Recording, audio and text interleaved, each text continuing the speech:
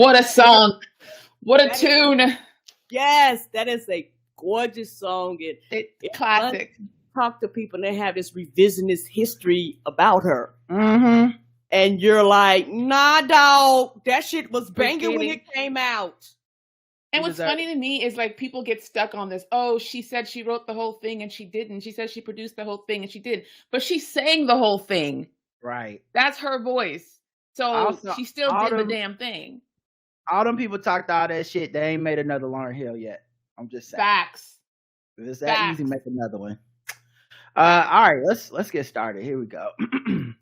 Hey, welcome to another episode of the Black Outers podcast. I'm your host, Rod, joined as always by my co-host, Karen. And we are live on a Sunday morning, ready to do some podcasting. Sunday morning, the official worst day to be on Twitter. Worst time of the week. All the fights start and last the rest of the week. Hang out with us. Avoid the drama. We also are not alone. We have a very special guest at this point, just like family. Special. It is our girl Bossy Igby. I didn't even have the description from This Too Much in front of me. You have failed us, Rod. Official step piercing, official poet laureate, best actor in a motion picture, award-winning singer, best female actor in a motion picture in 1972, best co-supporting actor 2016 for Fences, along with Viola Davis Golden Globe winner, and future VP candidate for 2024, author of I'm Telling the Truth, But I'm Lying, available for order. And Home Early Feels Like This, available on Audible. Boom. It is our girl, New York Times bestselling author, Bossy Igby. What's going on, girl? Hi. I'm so glad to see you in your scarf, Karen, because I was going to pull my hair out and do a whole thing, but I have to work out after this. So I was like, I ain't going to do it. I'm going to keep my scarf on. Oh, you But check the guns. They're getting better. Okay, listen. Don't put the guns in the back. I want y'all to see what the back is up to. You see Hold that? up, don't DC. I thought you lived in an area where they had gun laws about that kind of stuff. You can't be just pulling out the heat on the show. Lawbreaker. What can I say? They'll get us kicked off YouTube. Okay. You over here promoting violence. First of all, how you been? I've been good. Generally, I've been good. This it's one of those situations where a lot of stuff is happening, but because I'm so fucking healthy, I'm handling it very, very well. Yay! So I'm good. I'm good. This is my last day on Twitter, though. I'm done with Twitter. Fuck Twitter forever. I've been seeing that. I've been fuck Twitter forever. Tweeting the countdown. This is it. I always feel like the countdown is a bold move. Okay, I'm afraid to do the countdown because I'm not gonna do the countdown. If I ever give it up, they're gonna be like, "What happened? She just never posted anything to give you." That's usually what I do. Yeah. But I want these motherfuckers to know that they drove me to it. I need y'all to know this. Usually I'll just be like, "Oh, well, I'm just not gonna post or I'll deactivate, not say anything." But I want y'all to know that y'all drove me to it. And you're gonna miss out. The only thing is that my birthday's in 2 weeks, and I enjoy the birthday, the birthday love. That's how to get you. And this year, I'm gonna put a Cash App up for the first time. Pay me. I know it doesn't really matter, and no one's paying that much attention to anyone on there. But for me, I always feel like I'll do the countdown, and then I don't know, 6 months, a week, I don't know how long pass, and I'll come back and just be like, fuck it, man. I just need something to scroll through. And then in my mind, everyone's like, this motherfucker, he said he was quitting. Oh, look at him. Half of them don't. Coming back. I knew you wasn't going to leave. I don't know why I feel that way, but that's why I'm afraid of doing the countdown. I think you've taken long Twitter sabbaticals in the past, so you already know how it feels to be free. I'm well overdue, too. What's the impetus for leaving this time? Is it just the same shit as always?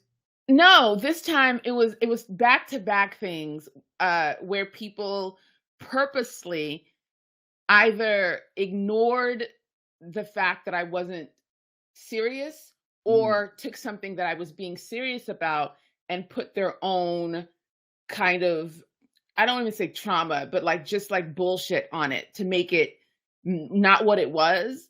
Mm-hmm. So the first thing was, there's this dress that I posted from Hanifa, and I love Hanifa. The dress that's on my profile, the one that you used, is a Hanifa dress. Hanifa's she's amazing.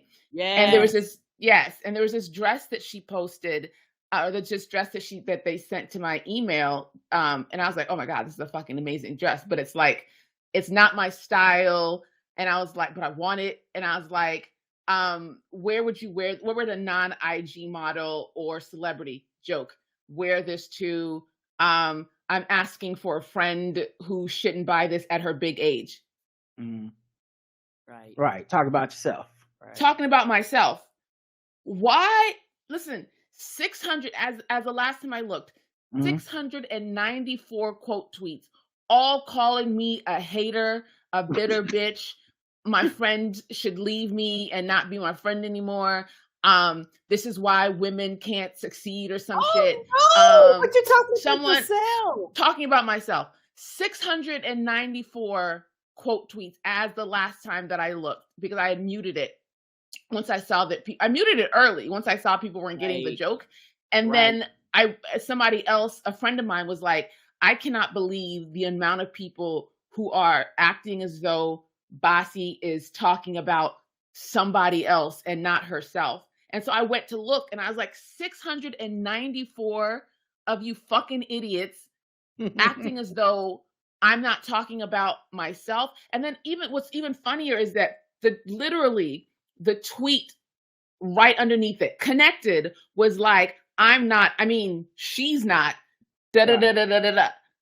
Obvious joke, I think, but no, people have decided. And again, it's one of those things. Ash Renee on Twitter says this all the time, and I'm always quoting it.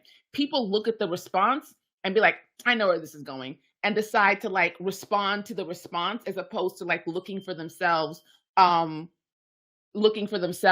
to see what it is that the conversation is. But it just work. That would take work. That would take effort. That would take not wanting to be the most miserable people in the entire world and invite people into their misery. And usually when stuff like that happens, I'm like, oh, correcting it, or just leaving it alone because it's not that big of a deal.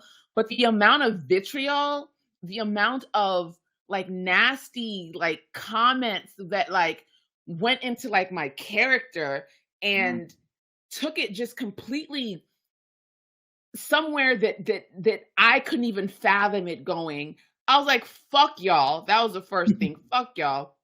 And the second thing was that TikTok that had come out, where the woman was talking about time blindness, and girl was talking about time blindness, and she was crying, and it was this whole thing.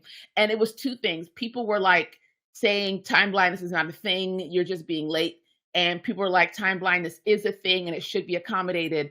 And so I came in trying to be sensible, saying time blindness absolutely exists. It's a symptom of other things.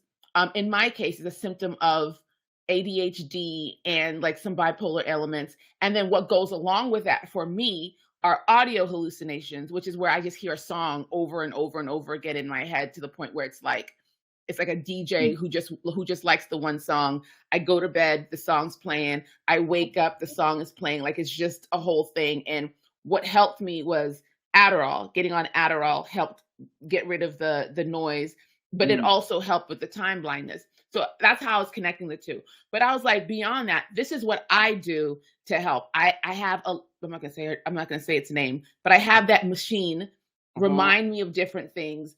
I'm like, I have X amount of time to get ready before I'm on. So I'm early. I have X amount of time to get ready so that I'm on time. But if I don't do it by this time, then I'm going to be late, maybe 5 minutes late, maybe 10 minutes late, but I'm going to be late. But I have all these systems in place to help me with a thing that I said existed, time blindness. And just like all these like different tips that I use to help combat it, because it's ultimately my responsibility to make sure that I take care of it. Child, you would have thought I said everybody should work in a coal mine and not get paid for it. And even if like all this dumb shit talking about, the issue isn't the person, it's toxic work environments. Okay, cool, sure. But at the same time, here are things that you can do to help yourself so that you don't not only make yourself feel bad and shameful because you can't get it together, Because there's also a level of disassociation that comes with time blindness, because you're sitting there and like time just passes and you're just not aware. You think you've been sitting there for 5 minutes and actually it's been an hour or, or longer. And I was like, okay, sure, toxic environments, whatever.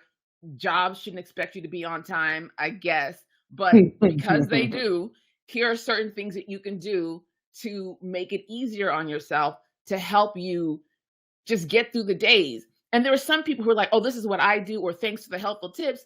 But the amount of people who are basically calling me like a tyrant, one of them was like stuck in the 90s mentality of how corporations work and aiding in capitalism and you're a tool of this and that. And I'm sitting here like, what the actual fuck are you people talking about?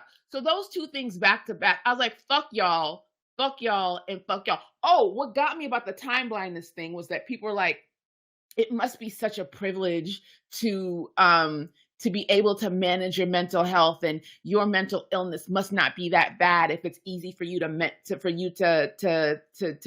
it. And how about all the other people who have things and they can't manage their own things? And I'm sitting there like, nigga, I got bipolar 2 disorder. Like there are other worse, like there's schizophrenia, there's bipolar 1. There are other things that are above, above me now. But to act as though bipolar 2 and living with that is somehow so easy and I'm so privileged that I must not understand their fucking self-diagnosed bullshit. Sorry, go ahead. It's from people that probably follow you, know your work, or like if they can click on your bio and see all that stuff, and so they still choose to, because I think one of the things about Twitter especially is that it's so moment to moment, like and in the moment to moment interactions, people really need like heroes and villains, black and white, good and bad, no gray area. And one of the phenomena that I see is like this weird kind of pylon culture of like, and by pylon, I don't just mean when it's a bad thing, right? This even happens if you just ask an innocuous question. Like if I, like the other day I was looking at this Jason Aldean thing trending, and everyone was saying that the video was about lynching black people, and his new song was about, it was racist, it was about Black Lives Matter and all this stuff. And I'm not arguing, but they put the lyrics on. I didn't see the video, so I read the lyrics and I was like, so where are y'all getting the part about lynching specifically from? Because it's just not in the lyrics, but it doesn't mean that y'all are wrong. The first person answers like, oh, they filmed in front of a courthouse. This courthouse is known for like lynching. They use some of this like iconography in the video, blah, blah, blah. I said, oh, okay, thank you. I had to mute the tweet. So many people just kept answering over, like hours later. It's clear that y'all have seen someone, that people have answered it. Yeah. And I remember, and I had to think to myself, oh, this is not about answering my question. It's now your content. You can quote tweet it. Your followers see your answer. The attention becomes about you. Yeah. Even though I literally seriously was just asking a question and figured once it was. So imagine that, but for dunking on somebody who, like, they saw the first person dunk on you that took you in bad faith, and then like the 90th person, the 260th person, the 600th person, they're just trying to get the content the first person got. So that first person that took you out of context, they're like, all right, cool, how do I imitate that? And I think that can be frustrating mentally, man. Like, especially if you like, it's not even just seeing it, it's just knowing that that's the environment that we're sharing our thoughts in. It's such a bad environment for thought sharing. It is. And to go back about what you were saying, Vasi, about time blindness, I know this might sound silly. I think sometimes when you say you like get into space and like lose track of time, it's not the same thing. But I sometimes think I have time blindness when I shower.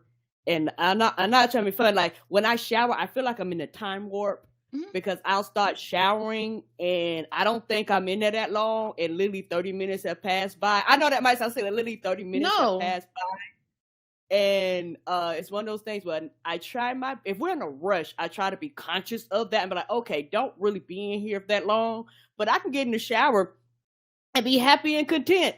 Don't be doing shit, but just be in the shower, letting the water just relaxing, but it's one of them things where when you said that, that made me think about when I'm in the shower, why my showers are so long. No, but that's part of it though. And that's another thing that was getting me frustrated is that people tend to whatever they decide a thing means, that's the only thing it can mean. But time blindness is about disassociation. So when you're in the shower, your mind has completely not shut down, but your mind has completely only exists in that shower. So because it only exists in that shower, you don't know where, you have no time or concept of time and space because you only exist there. And it happens too when you're driving. Sometimes when you're driving somewhere and then you get there and you're like, how the fuck did I don't remember I remember leaving the house, but I don't remember the drive there. That is a form of time blindness, which is a form of disassociation. And there's a serious, medical issue called dissociative identity disorder that exists. But the act of disassociation and losing time in that way is something that exists. It's a real thing. Calling it time blindness, I think, is kind of like what made it kind of like, oh, it sounds like a little cute thing that you have, but is an actual thing that exists, which is the point that I was trying to make. And it happens under people who are under a lot of stress. For me, it happens when I'm under a lot of stress. And also and again, with the auditory hallucinations, and I started doing this thing too. When you're crying really hard and then at the end of it, you're like that, like you're doing that. It's a form of hyperventilating.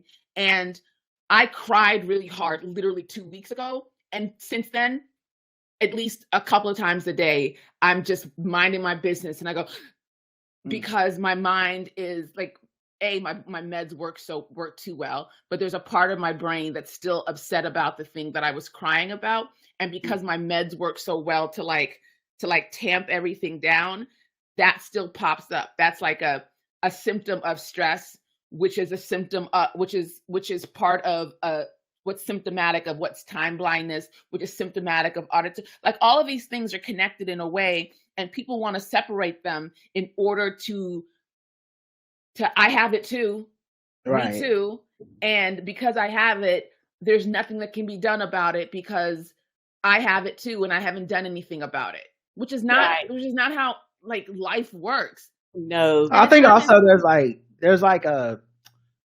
online. I don't necessarily think people are actually looking for solutions or trying to solve things. I think the solution the thing they're looking for is community, and the community of we all have this problem and it can't be fixed and no one's gonna fix it and we shouldn't have to do anything about it is more, that feeling is stronger than the individual offline feeling of I need to make these steps. There's an article I was looking at in the USA Today that said a TikToker went viral for blaming being late to work on time blindness. Is it a real thing? And when you get to the end of it, it has, because it does say it's a real thing. And when you get to the end of it, it has 4 different types of solutions to help people who are dealing with time blindness. Meaning, this is USA Today. This is not a controversial right-wing rag. This is not some asshole trying to make content off of picking on people. This is a person being like, yeah, it's a real issue, but also these are the things people do because unlike Twitter where you can just blame capitalism, people need to be able to exist in this world, Yes. It's like what we say about therapy all the time, where your therapist gives you tools to try to help you cope with a world that is not going to always bend over for you. Yeah. And I think especially, I'll play the TikTok, but especially in light of this TikTok, you see somebody crying. I guess it's just 2 different types of people and it might be generational. I see somebody crying like this. I'm like, what are the solutions that help this person? Yes. But I think there's some people see people crying like this and they go, finally, representation of my frustration. And this is the end all of all this frustration was to make content. It was to the job was done when I hit send on upload on this video, not what's the next step so that I won't be crying next time I'm late to work. Not actually a solution. Here's the video. It's only 58 seconds. I'll play it. Oh, we need volume, right? Oh, we need a lot more volume. Hold on one second. wanted to know, are there accommodations for... All right, here we go. I just got yelled at for asking a very reasonable question. So I'm applying to go somewhere, and I just wanted to know, are there accommodations for people who struggle with time blindness and being on time? You know. And then the person I was with interrupted and acted like I was asking something else. And then when we were done, they actually started yelling at me and saying that accommodations for time blindness doesn't exist. And if you struggle with being on time, you'll never be able to get a job. You know, provided you're... Now, I do wonder in this scenario, when she says they, is she even talking about the job or the person she was with? It was her mom. Okay. It was So- her mother. Yeah, because I think the way people have been acting online, it's like the people who had the job yelled at her or something, and they're like, corporate America, capitalism. Like, I'm like, they probably, I mean, if you go to a place and ask, is it a thing where I need to be on time? Most people are just going to say, yeah. And then if you decide not to apply, they're going to be like, yeah, okay. Like, they're not going to yell at you. You don't even work there yet. You know? Yeah. On your absolute best to be there. And then they're like, your stupid generation wants to destroy the workplace. And yeah, I think that a culture where workers are just cut off because they struggle with being on time, when there's other solutions that we can look to, I think that just anybody who thinks it's okay to just treat people like that, yeah, that culture needs to be dismantled. And then I asked that person, how can you feel good about yourself upholding this kind of system? And then to think I'm entitled. No, if people think it's okay to treat others like this, that's entitlement. Okay. Yeah, some of this yik yakking is generational. Mhm. Like it's literally generational, because it's one of those things where at some period of time the responsibility falls on you, and everything. Some of the things that this person is saying is deflecting and pushing back at the system. Well, you can't change the system, so what are you going to do? How old is she? I don't know. I didn't see. Because she seemed young, but go ahead. She seemed telling him, but the thing is that her sentiment is not isolated, because the way that people were defending it, these are old ass people, not old ass people who are older and know better. Yeah. But here's the thing, and it's been a while, not been a while, but I saw the whole thing when I responded, but I wasn't like paying attention. But this is the thing that I don't understand, is that we don't live and work. We work by ourselves, but in the situation she's referring to, most people are referring to where it's a company or a corporation, there's a chain of command. So if you don't do your thing on time, it fucks up everybody that comes after you. It fucks up the people before you because they had their shit on time, and now it looks like they're not doing their job.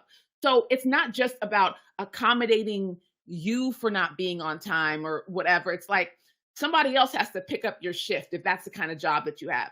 Somebody else has to stay longer because you can't get there on time, or you're not doing anything to make it possible for you to be there on time. So people are waiting on you. Yesterday, my sister, who's in town, she wanted to go to Solid Core, which is Pilates on crack. And she said that we have to leave by 11:15 in order to get there early so that I could learn how to do the machines, because I've never done it before. I was dressed at 9:45 because I know me. I know that if I didn't get dressed in time, it would be like 11:30 and I'm like scrambling, trying to put my contacts in, trying to find clothes. I had my clothes laid out. 9:45, I was ready to go, had my clothes on, waited. 10:45, I put my contacts in. 11 o'clock, I was upstairs ready to go, because I didn't want her to miss this thing that she loved doing and wanted to share with me. How fucked up would it be for me to inconvenience her? And I've got time blindness. I couldn't see the clock, or whatever the fuck that they think time blindness is. Like, it's just so, it's selfish. And a lot of the ways that people want their self-diagnosed, a lot of the times, mental illness to be managed is about selfishness and wanting people to bend towards them and change their lives in order for them not to change anything about them. And if that makes me a fucking boomer, I'm a fucking boomer. Because it's not about you. The world doesn't revolve around you. And here's the thing too, everybody has a different solution to what their particular issue is. So now we've got to accommodate 50 different ways of people Right. handling things a certain way. Like one environment. person says they've got time blindness, the other one says that they have anxiety, so they can't sit in meetings. Okay, the other one says that there are all these different things. When there are ways that you can work with yourself, the only person you can actually change immediately or work towards changing, you don't want to do that. Right. That's too much. That's everybody else's fault for not. I think also Right. like a couple things. One, this original thing sounds like, and this happens on the internet a lot, you took a fight or a disagreement or conflict that you had with someone you love and that cares about you, and there's a whole context of this person being your mother. Right. And you took it to a place where you won't get pushed back, where everyone's going to be quote unquote on your side, and where you can take everything about them out of the conversation except what you need it to be. That's why you're like, they said my generation, and it's like, oh, you mean your mom? Because like a lot of us have had a disagreement with our mom when we were younger, and there's like nuance to it where it's like, I'm like, part of that is that your parent wants the best for you, and your parent is telling you, if you want a job, you're not going to be able to say, you're going to have to accommodate the fact I won't be here on time. I'll show up when I feel like it. And like you can't even, like, you're just going to have to either not have a job or you're going to have to figure out a way to accommodate that. That's the first thing. The second thing too was that's what the money's for. I think that's the difference between like our gen and the younger gens coming up.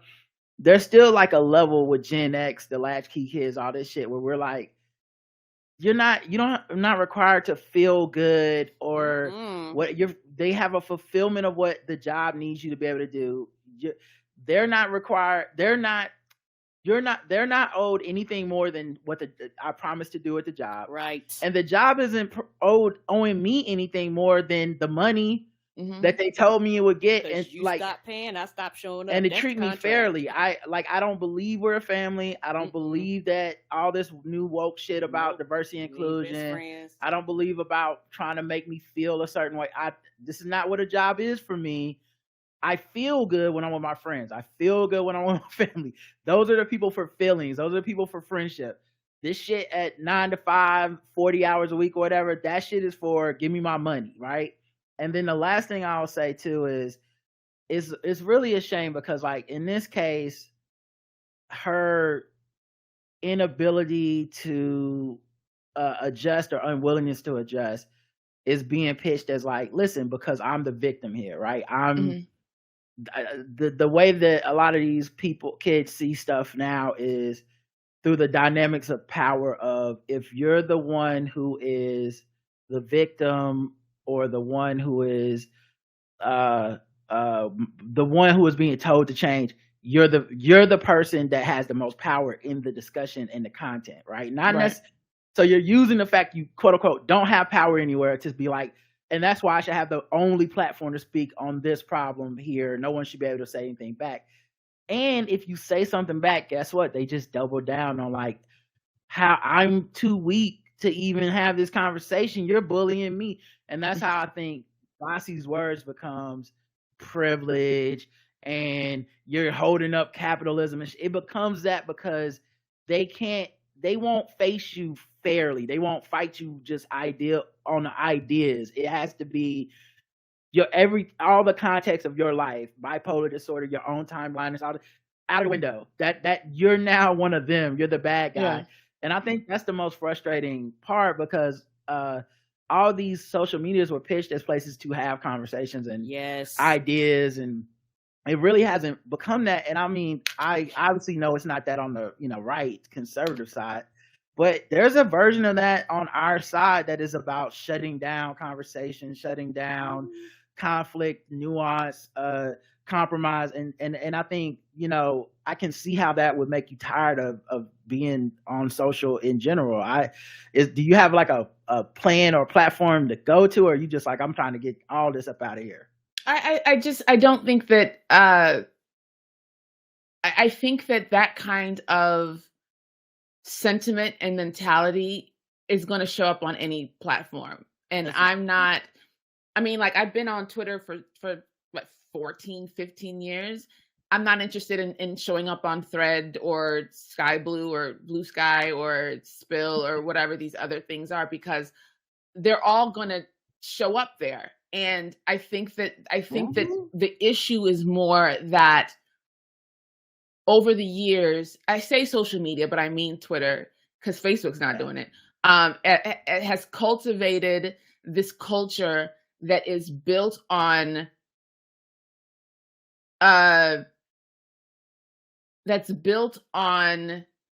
discovering who is the most victimized and how that person can out-victimize the next person. And I know that sounds like some conservative shit, and I hate the fact that I'm agreeing with it. But when there becomes like this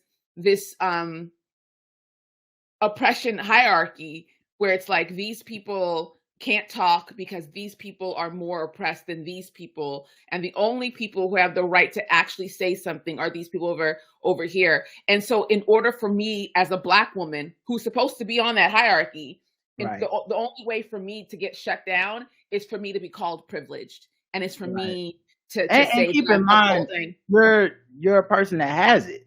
Like you're talking about things you've used to try to live in a world with having time blindness, and people are like, you privileged. Like that's so wild to me. The other thing is this too. Because I agree with you. I think it's selfishness for the most part for a lot of this stuff.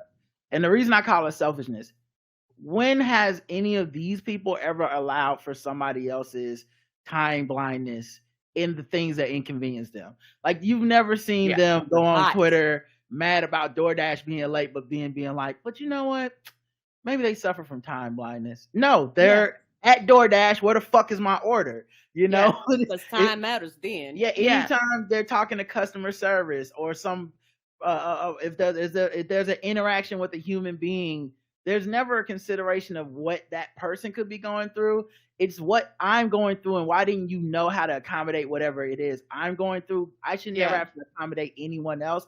And I think that undermines the entire crux of this whole like mushy feelings shit that they want to have. That's why it feels like selfishness, because it's only mushy for me when it's like Kanye West, mental illness is no excuse. It doesn't matter. Everyone should just get over it. You know, when it's Jonah Hill, that's therapy words being weaponized. But when I'm saying my time blindness, I should get a job with no requirements on when to be there.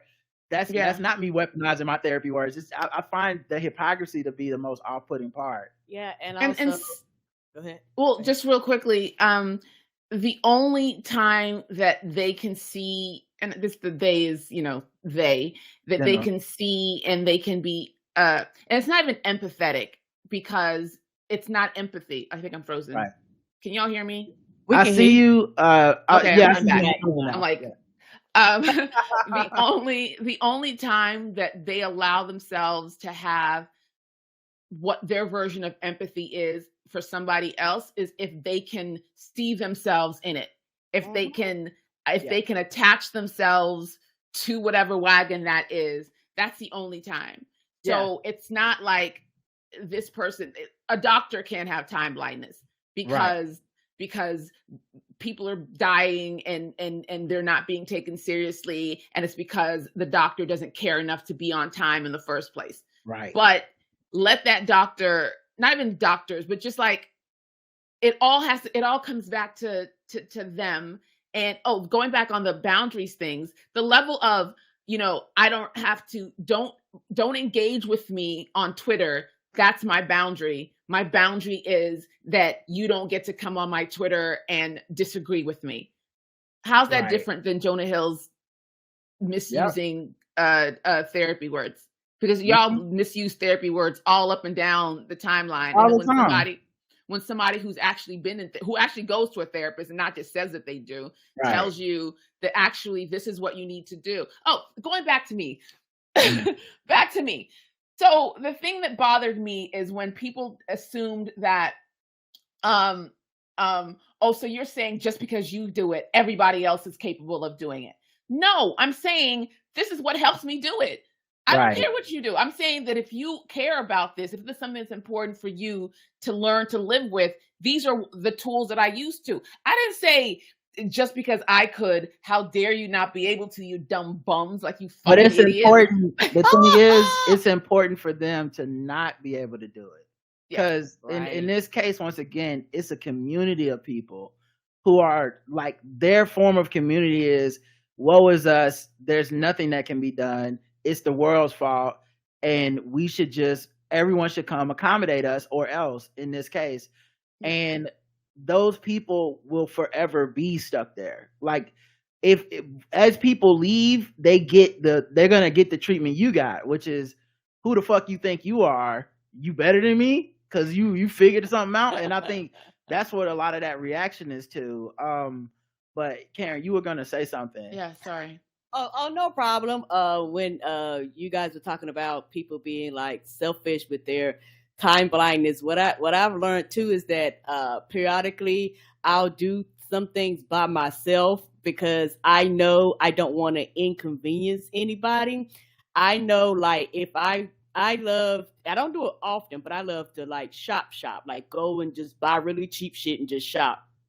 I normally go with somebody who's going to be like me, in there for hours, lose track of time, and have a good time. If I know you're a TikTok person at that time, we're not going together. I'll meet you there. You know, and so those are ways that you can accommodate without being selfish, but that requires you to do work.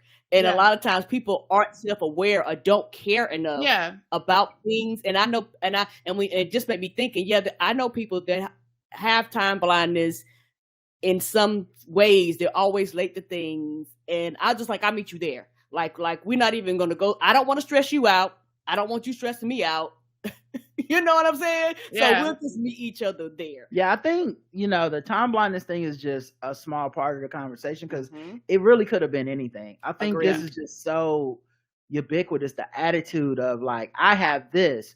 Why hasn't the world just met me here? And I think, it don't work like that. especially when you're talking about self-diagnosis, you're talking about, I remember listening to this podcast. I can't remember the name of it, but they talked about like mental illness and TikTok, and how so many people were basically mirroring through influencers. Like, so like an influencer will be like, I discovered this thing and I realized that I have this rarely thing condition, and they haven't been diagnosed. They haven't like talked about that. They just read, it's like reading the WebMD and being like, I got cancer or whatever.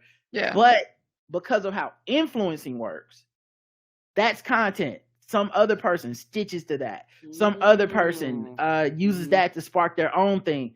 And eventually it becomes like, there's so much mental health stuff happening on TikTok, but most of it's just self-diagnosed, content creator driven, and not from the professionals, videos, right? Yeah, and I mean, I honestly, like, no offense to our professionals that's listening, I wouldn't even trust a professional on TikTok, because TikTok's about making content. It's not like it's not. It's like watching TV and being like, damn, they selling ads. Yes, nigga, that's the whole fucking point. Yeah. So I think people lose track of it because it gets so personal, and it promotes the parasocial. If someone's got a camera turned at their face and they're crying, there's a parasocial, there's an emotional thing happening there that I do want to make them feel better. Some people's feel better is by being like, hey, nothing's wrong with you. It's something wrong with everyone else. You're fine. Some people's thing is, hey, here's some steps that I did that might can help you. But underlying all that stuff is that while it feels like there's a relationship happening, it feels like they need help, you're actually just watching content. And what they're going to do next is create more content off of whether you're responding or not. What other people watching y'all interact are going to do is create content based off of your interaction, whether it's a reply, whether it's a quote tweet, so I think I really identify with the thing where Basi was talking about being quote tweeted all those times, because at that point people are just creating content off of her. It's not about Basi anymore. It's and there's something so impersonal about it, as these people like try to like signal how they're the most emotionally resonant and the most emotionally present. The way they're just so impersonally using you as a stepping stone, those two ideas to me can't exist at the same time. I feel like it's so fake, and it's a huge turnoff. I mute stuff the vast majority of the time when it goes viral just because of that. Yeah. It's either I mute or I just delete. I deleted the whole timeline tweet, and I muted the dress tweet. I might because there was just too many. There were too many people who were engaging in a thoughtful way and like giving me suggestions on how to buy the dress, and plus the link to the dress, like. God forbid I get accused of gatekeeping as opposed to I forgot to link the address or sorry the website. It's gotten to a point, and this is where I'm like it's gotten to a point where I'm starting to lose the best parts of myself because my instinct is to be like, literally last night I was like, you fucking idiot, that's not what I meant, and I didn't, like, that's not how I am. Like, I'm not reactionary in that way, but because it gotten to a point where people were being so vicious over a fucking dress, like I could not believe, not even a dress, but a misunderstood joke. And it's and there was one where I was like, listen, this is not what I meant. When I say asking for a friend, I'm talking about myself. I am the friend. This bitch gonna say, okay, bitch, I will fuck you. Bitch, are you fucking kidding me? Okay, I will. Oh, yeah, that's also so like that was a thing for me. Like, so I don't know how I moved past all this stuff. I really don't, because it used to bother me tremendously. This stuff, and I would sometimes spend hours going back. I remember one time I spent like a weekend almost just replying to people that were taking something I said out of context and being like, that's not what I meant. And it wasn't helping, because even when I explained myself with no animosity thoroughly, I would still get responses from people that didn't want the truth of what I was saying. They needed the lie that I was an asshole rather than, oh, I just didn't understand what you said. And I don't know. I just remember one day not caring. I don't even remember like what it was. I had a friend DM me that was like, oh my God, they tearing you up in the quote tweets about something. And like she DM'd me like, like laughing, like it wasn't like picking on me, but it's like, man, are you okay? Basically, like I see you must be going through it. And I said, I swear to God, I haven't seen any of it. I was like, look, I muted it, and I mean, it's their right to go through it, but here's the thing I realized, I don't care, and I hate I hate that it got there for me, but there's a certain level of I just don't care, and I'd be lying to say I care, and I used to care too much, and so it's like, fry me, dog. Like, unless I know you or something, there's some kind of relationship, like, who gives a fuck? I know that it's just content for you at this point. It's not real. And I think the big thing for me is my reality as a bigger guy is I just don't get that response in life. Like, people disagree with me, people have conflict, but I don't get this, like, I'm gonna just disrespect you to your face ever. It's so I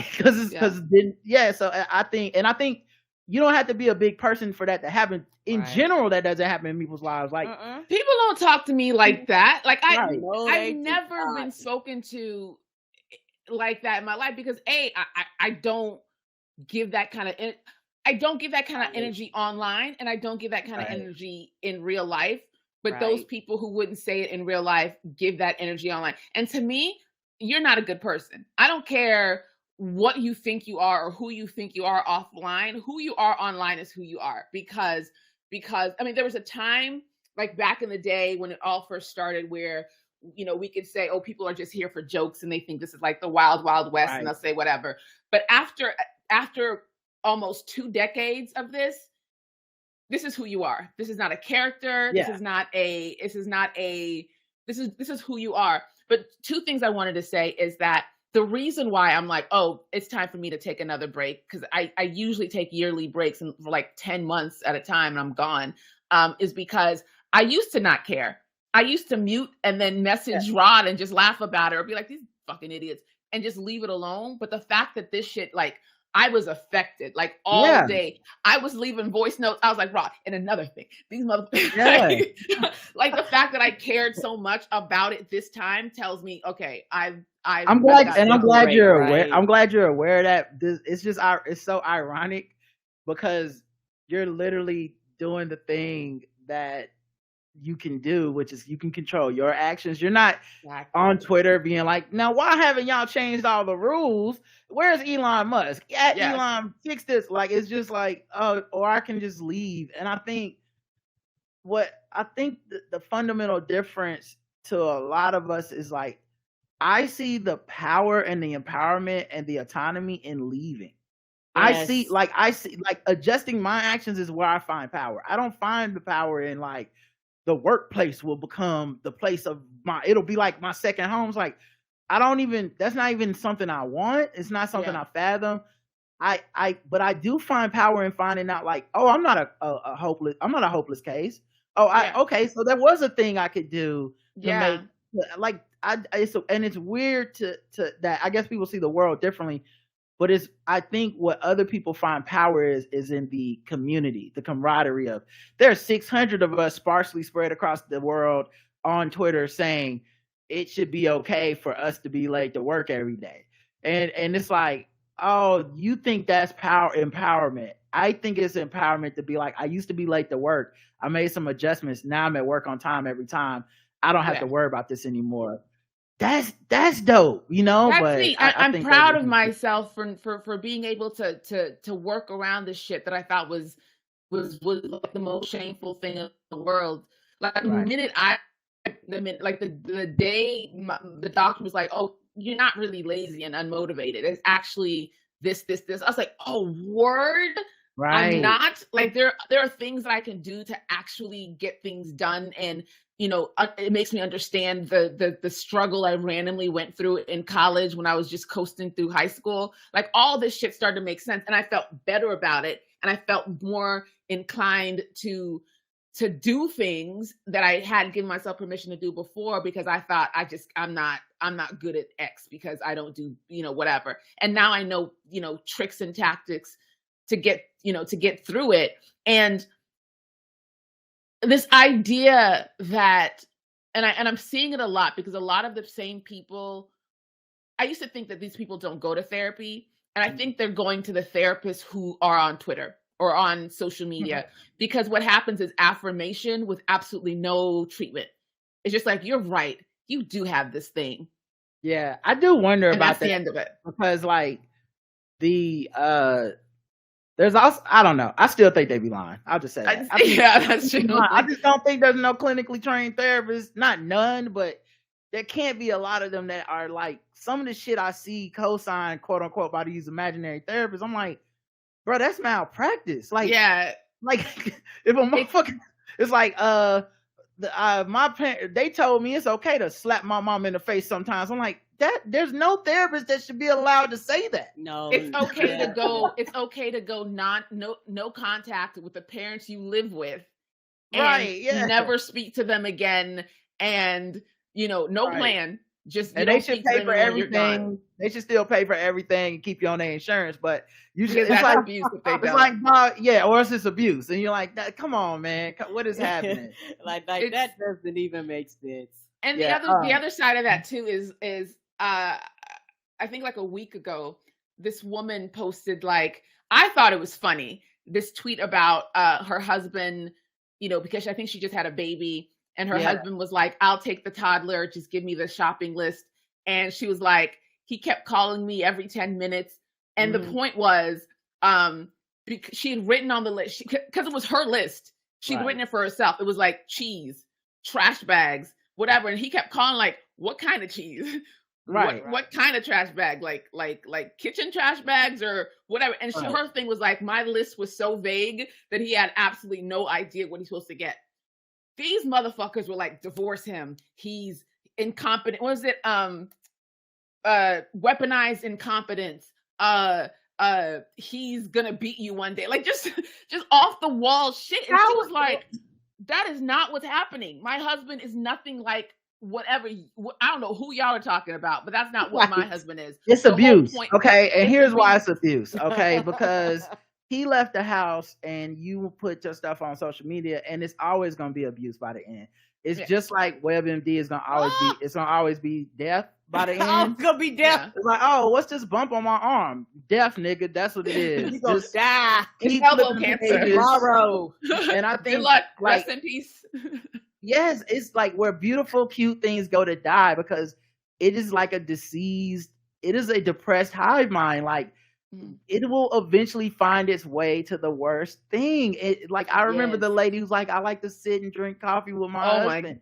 God. And by the end of the day, it's like, you privileged white bitch, the slaves on your plantation are watching you, and it's like, what the fuck is happening? Or what about the people who have 17 autistic children and who don't have the luxury of being able to drink coffy because they have to take care of their 18 kids?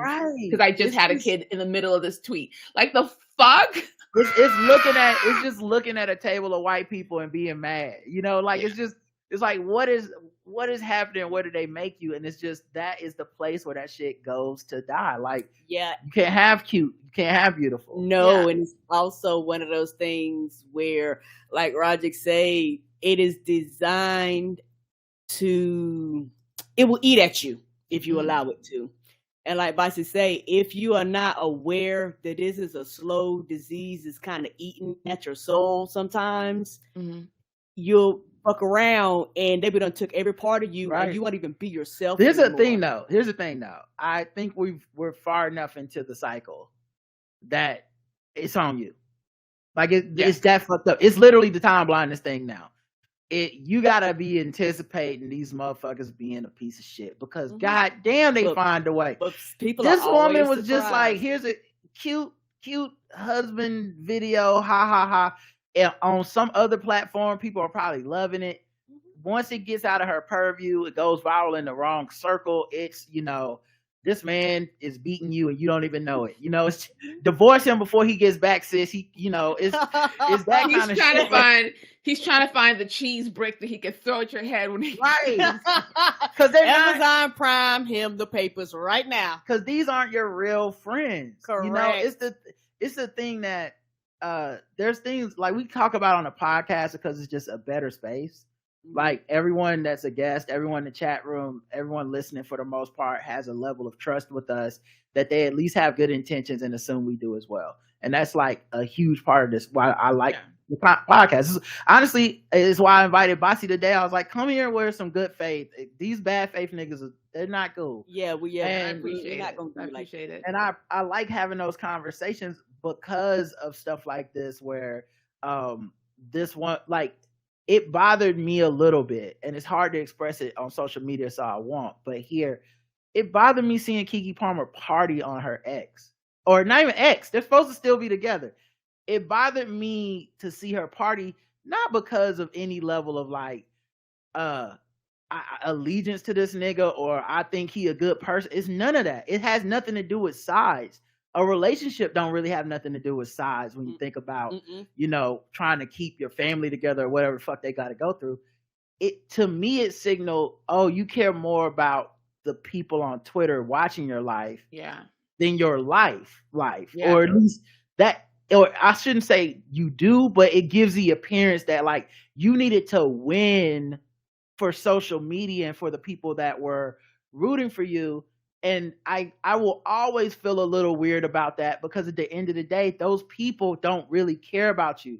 They're the people that tell somebody get divorced from their husband because of a grocery list, because there's no attachment to that family, that unit, the love between them, whatever their relationship is, other than that 45 seconds she shared that she thought was funny. There's no attachment. So to us, throw your whole life in the trash, bitch. We don't actually know you. And if you come back in 6 months, like, guys, I left them, and now I'm broke and destitute, and I need y'all to give it to the GoFundMe. They'll be like, ha, ha, ha, you dummy. You know what I mean? Like, so there's no real attachment. It's only content to them. And so I think that's why I get a little bit worried about even playing to that as an actual audience, because if Keke was doing that same dance thing, but it was with her best friends, I'd be like, yeah, that makes sense. you know, because Yeah. those are friends. They know way more. For the internet, for Twitter, man, don't trust it. And Shannon Boodram had a really good take on Instagram about the Kiki Palmer and her, I think his name is Darius, her partner, and it was so balanced because it was like, this is a woman who just had a baby, and when you have a baby, you feel really bad about yourself, but she's like really, really like feeling great about herself, and that's wonderful. But on the same end, you have somebody who this is not the person they signed up for.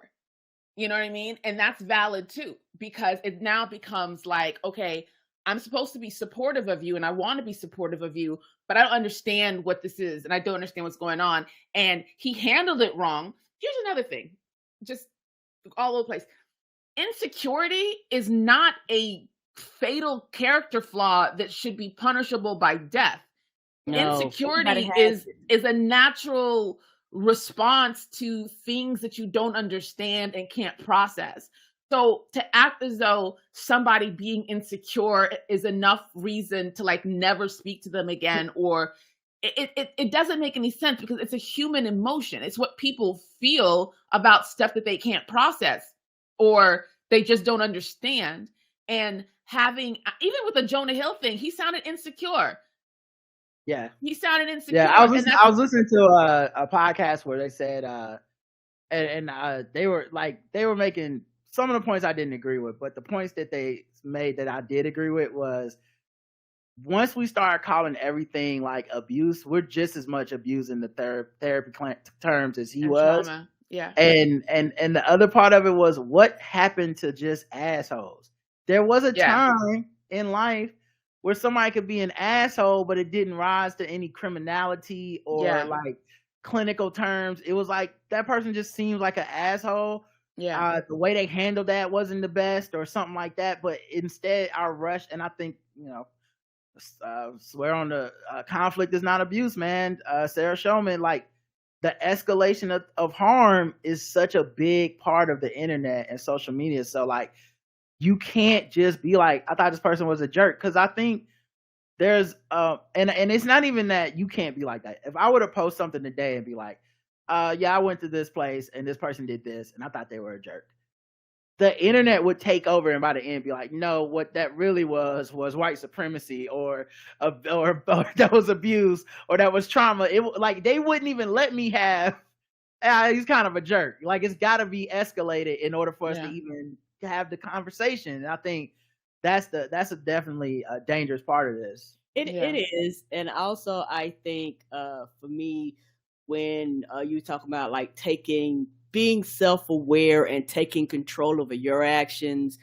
I've been online and I used to use Twitter a lot, and I use it, but not as much as I used to. I used to share about happiness and shit I like. I don't do that anymore because I've just learned over time, my joy is my joy. And it's one of those things where you can find the places of happiness online, but I've learned just over the years that, particularly the way Twitter is designed, it is not designed for happiness. It's designed to steal joy. Like I'll joke aside, like I go, oh, okay. Once I understand, oh, this whole thing is designed, is almost the opposite of my personality in real life. And I'm like you, in real life, I am not a miserable, mean, bitter person. I don't cuss everybody out. I'm not quick to judge. I take people in good faith. You know what I'm saying? Like I have all these things, but when you go online, it's like you have to, it's like a switch clicks and you're like, okay, I'm going out in the battlefield sometimes. You know what else though? It's not even that you can't have joy on like whatever these platforms are. It's to scale, right?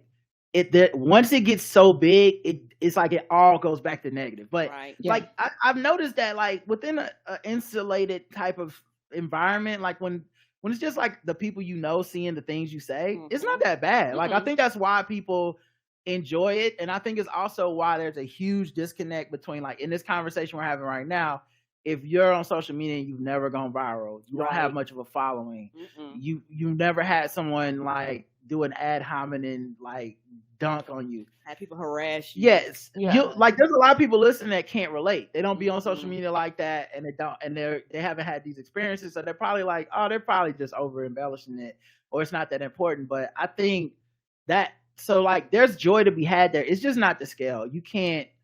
Some shit gets out of your reach, and it's just like, God damn, why was humanity invented? Why are we doing this? Well, it's I remember, I can't remember, it might have been you, Rod, but somebody saying that there's a time when there was always like the weirdo at school, or like the guy or girl at school who's always mad about something, or all these random people, the lady at work who just always had an attitude, but it was always that one person, that one guy, that one boy, that one girl.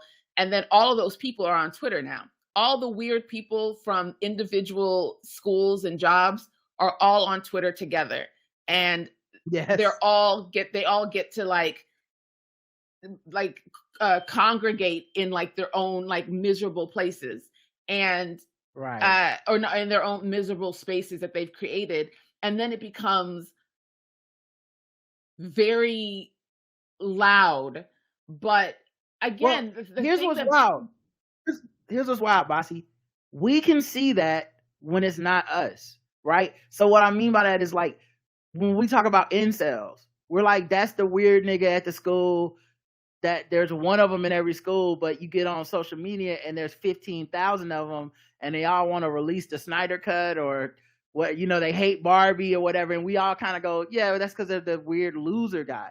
But also, that's kind of every group. Even the group you're in is a bunch of people that could be isolated or could be alone or could have these thoughts or whatever. And we all like kind of commune online, and then it gives the illusion of like, and that's just how this is the world now. This is what it's really like all the time. And as soon as you step offline, you're like, oh wait, Joe Biden's going to win the election. I don't know what happened in that mystical place of social media. And even as a Black woman, man, oh man, does the world hate me. I'll be on Twitter like, oh my God, we are the most hated people in the world.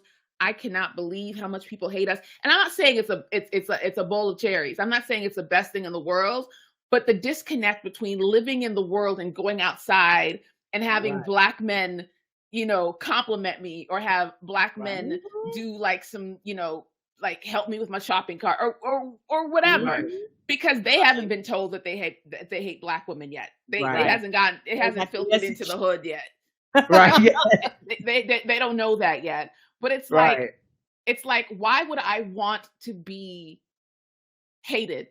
Why would I want that to be the narrative that I want, not just for myself, but for my people? Like, why am I so hell-bent on making sure the world, these are people, because it's not isolated. Black Twitter is not a gated community.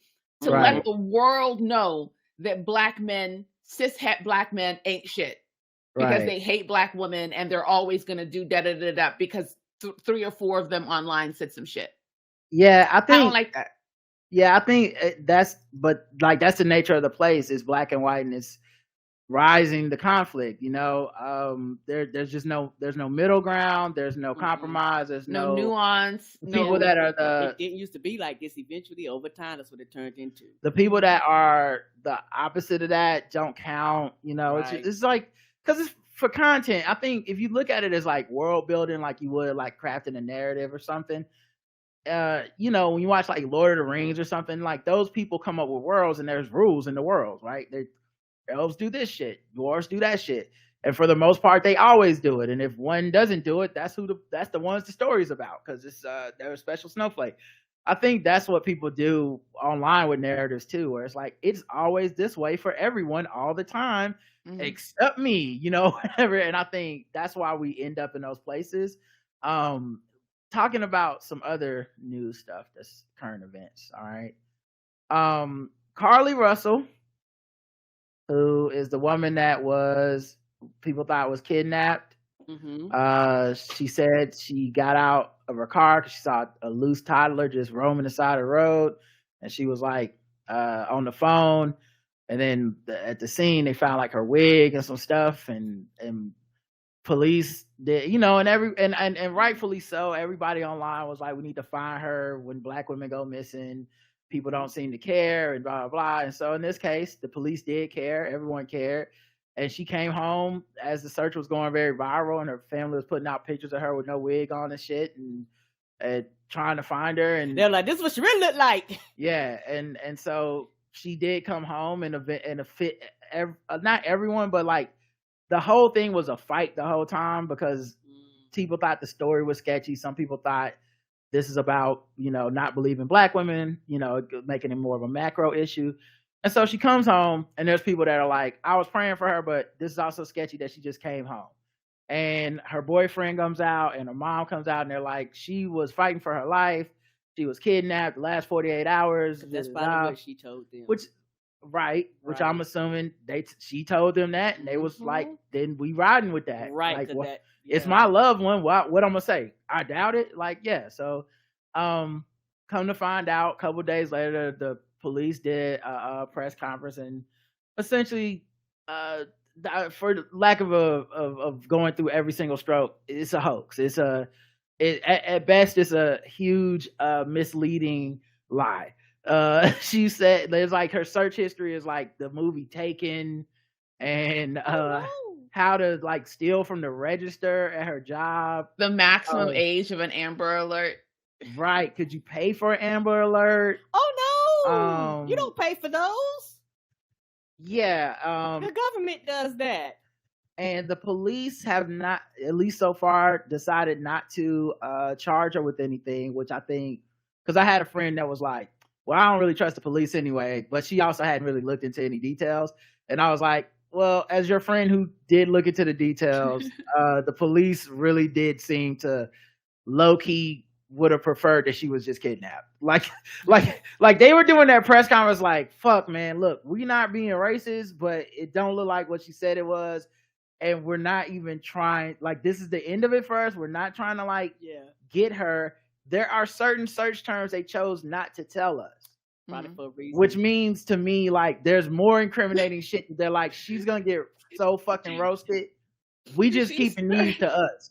She searched, if there's a baby on the side of the road and I call 911, right. What will happen? Right. And like her story had changed a couple times supposedly.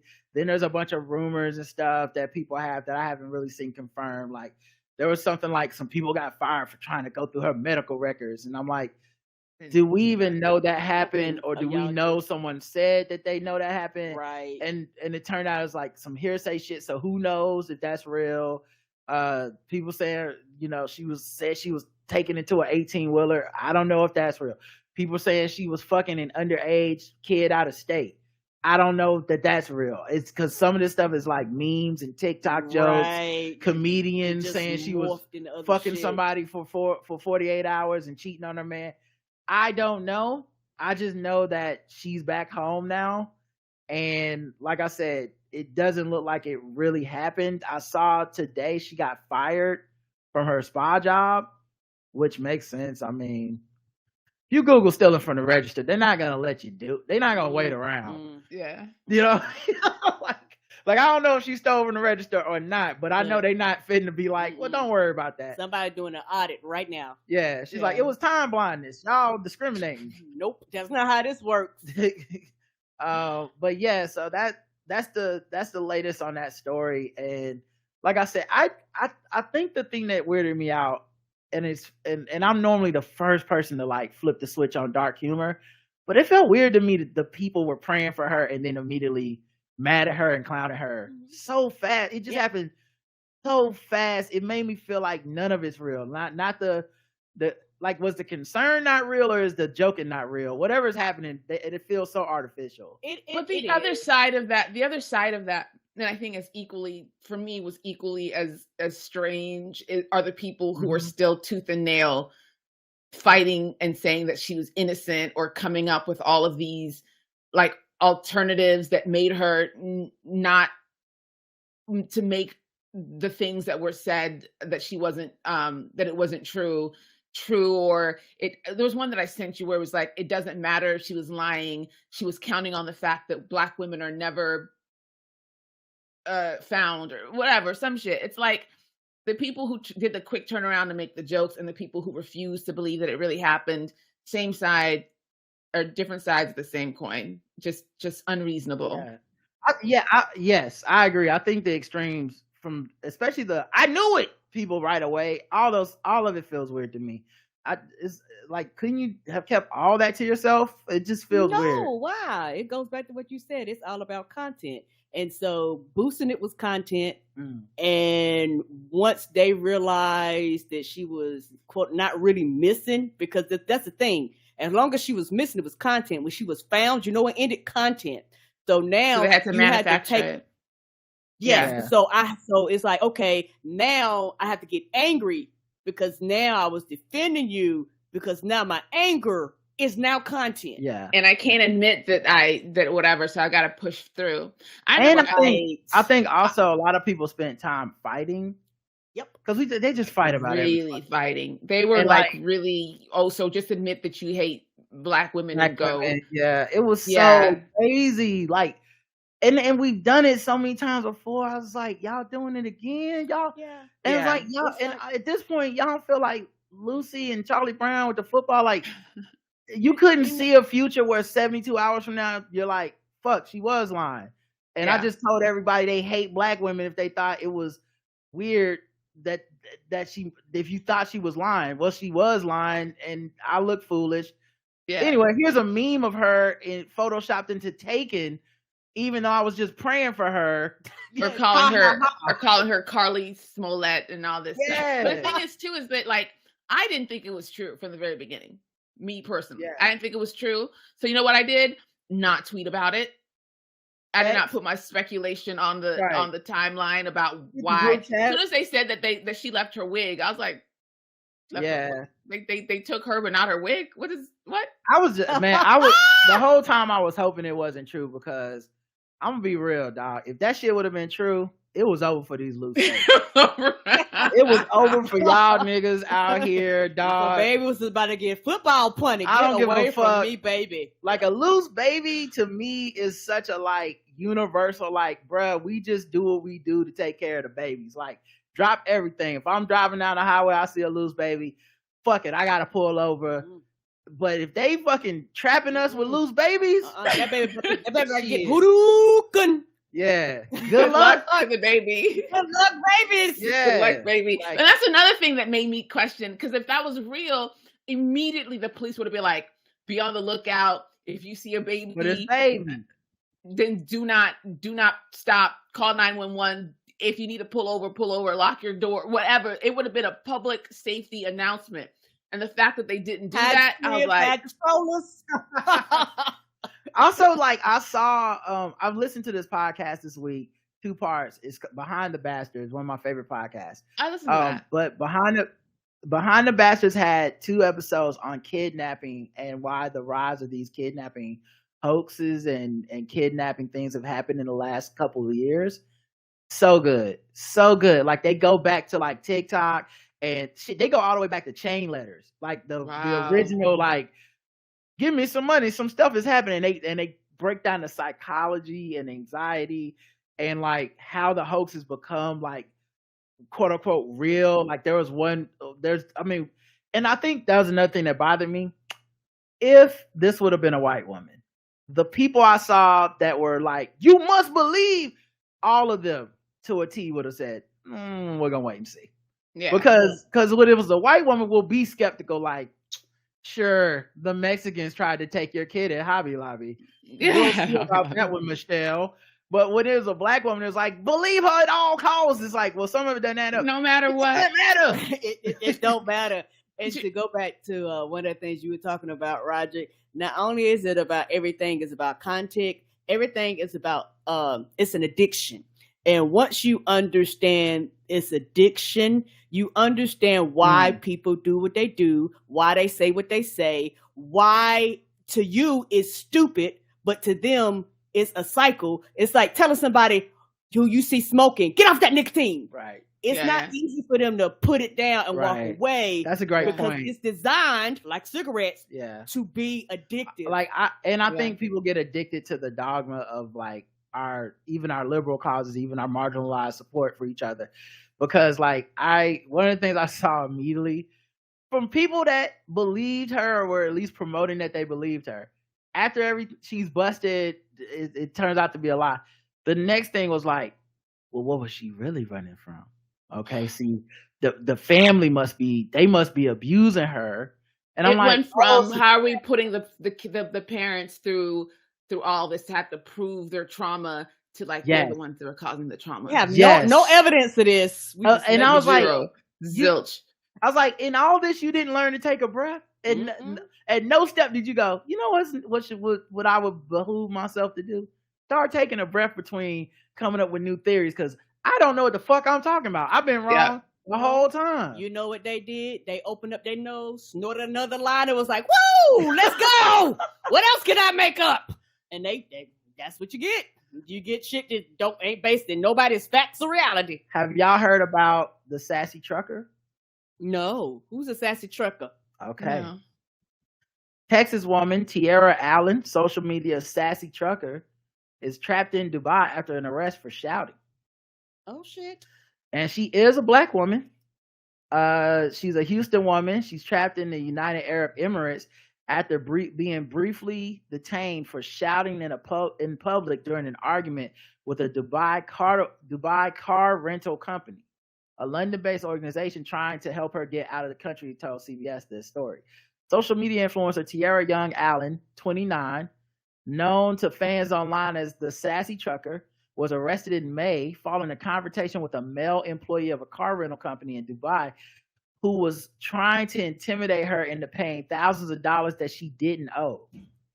So apparently this is like a common scam, which is so funny. Online is so funny because after all that Carly shit, some of the same people now are being like, you don't know the rules of other countries and don't travel.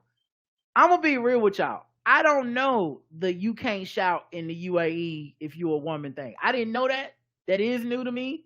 Right. I would have been shocked if I found that out, just because it's the kind of thing that doesn't cross my mind, partially because of American privilege, but also that seems like an obscure fucking law. Yeah. Like it's not that, like this isn't even something you see on like TV shows. So it's like, oh, we're going to the UAE and then like Sex and the City has like a joke or something about, oh, she raised her voice, she going to jail. Like it's not even, we don't even make fun of it because we don't talk about it, but she should have known. Her passport is being detained by, being held by authorities. She was released on bail May 16th, but she can't leave the country now. They told her she could pay like $5,000, even though like it's false that she owes it. She could pay that money and then they'll let her leave. But yeah, the chat is saying that Think Pretty started saying she did more than shout, y'all. I'm wondering, well, what did she do? I mean, people be going to Dubai and be doing things. She's been accused. She was told at the police station that she had been accused of shouting, which under the UAE laws is illegal under offensive behavior, which is an unclear and subjective regulation, but warrants up to 2 years in prison, a fine, and deportation. So I haven't seen this thing that she said. So this seems like speculation Miss Mars doing. I thought maybe she knew something that we don't know. I never even heard of the story, so I don't know. Yeah, no idea. At least in this article, why she called the Sassy Trucker? I think that's just her online moniker for her content. Oh, yeah. But yeah, although I guess that'd be funny if they put that as Exhibit A in the courtroom. It's like, Your Honor, she was definitely shouting. Her Instagram is the Sassy Trucker. So it sounds like some stuff that would happen in Nigeria, though. Like not shouting, but just like random. You're wearing shorts, and the policeman who sees you decides that's against the law, but then you have to pay them to get out. Like just some scam bribery shit. But I don't know if they do that in Dubai because it's such a tourist destination, and it kind of has like its own governance.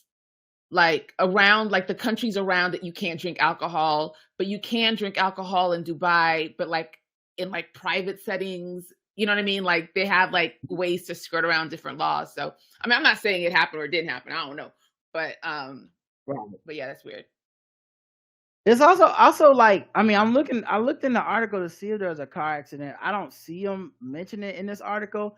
But what I found interesting was it's a common rental extortion scheme, which makes me wonder if you can even believe that. Like, if they are commonly scamming people for money like this, can we trust that there was an accident or whatever the fuck else they're saying over this? So I don't know. It feels kind of weird to say that, but yeah, Allen was not allowed to retrieve her belongings from the rental vehicle, and later noticed that several fraudulent charges were attempted on her credit cards, which were in the back of the vehicle that she returned.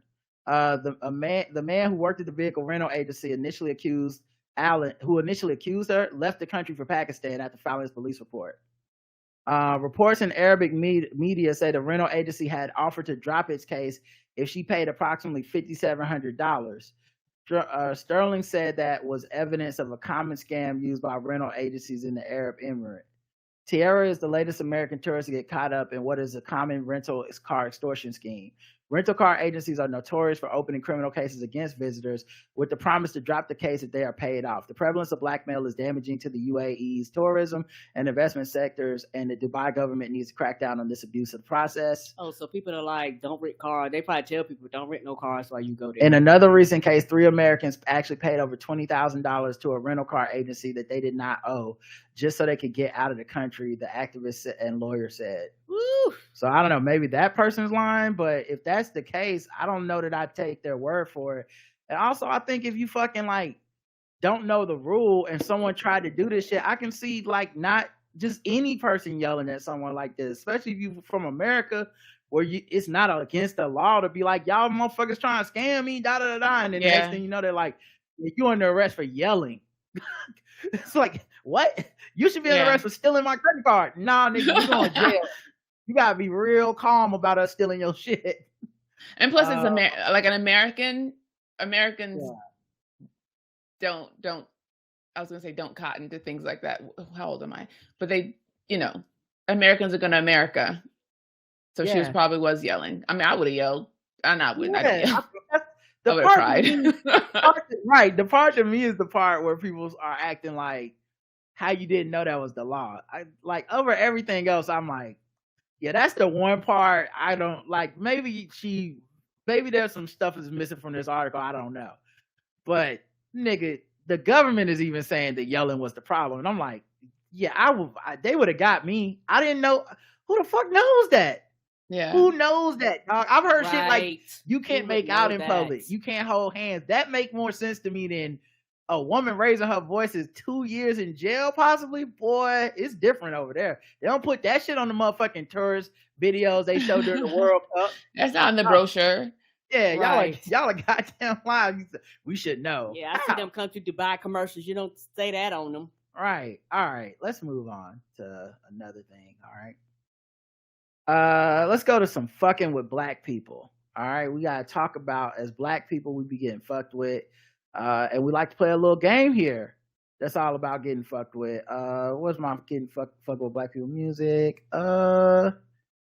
Here we go. Hey,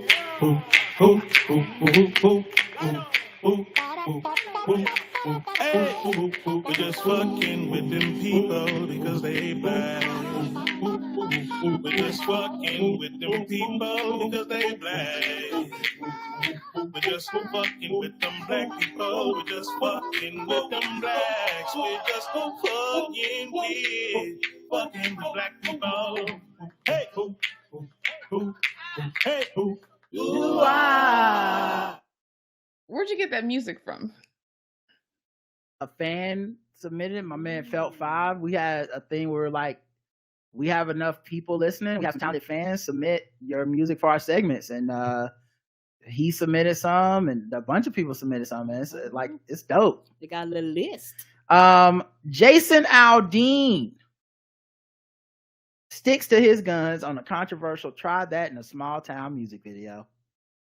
Jason Aldean is standing his ground. Okay, page 6. No. I see y'all. After people slammed his latest music video, Try That in a Small Town, for racist, pro-lynching connotations. I've seen a lot of stuff suggesting I'm that, he said while on stage in Cincinnati, Ohio, Friday night in a video posted to Twitter. Here's the thing.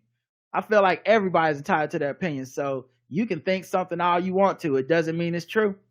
In the clip, the audience cheered and the country music star declared himself a proud American.